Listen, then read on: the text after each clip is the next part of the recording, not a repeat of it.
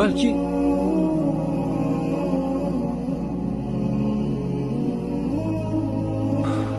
bu baribir noto'g'ri qaror. Bu bizni qarorimiz emas. Bu odamlarning qarori. Ularni bu yo'ldan qaytarishimiz kerak. Endi juda kech. Bormizmi, yo'qmizmi? Endi ularga baribir. Ularning hayotiga begonamiz. Muammo bizlarda emas, odamlarda. Muammo odamlarning boshlarida.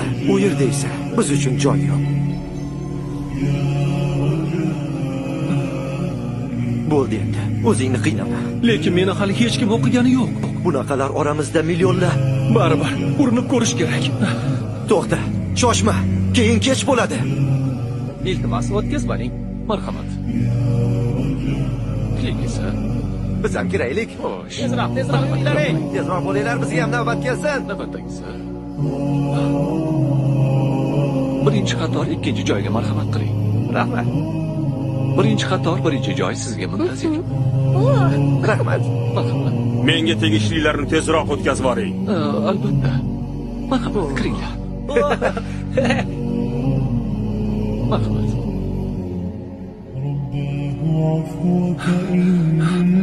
To'xtang, sizga kirish mumkin emas. Nega endi kirish mumkin emas? Negaki siz ro'yxatda yo'qsiz.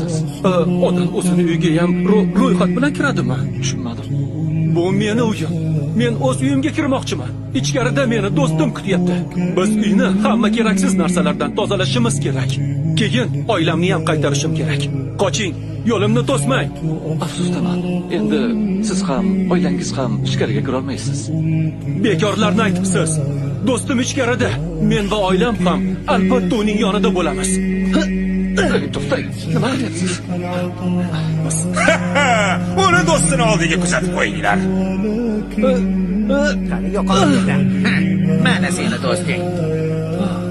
Seni ogohlantirgandim. Sen kimsan?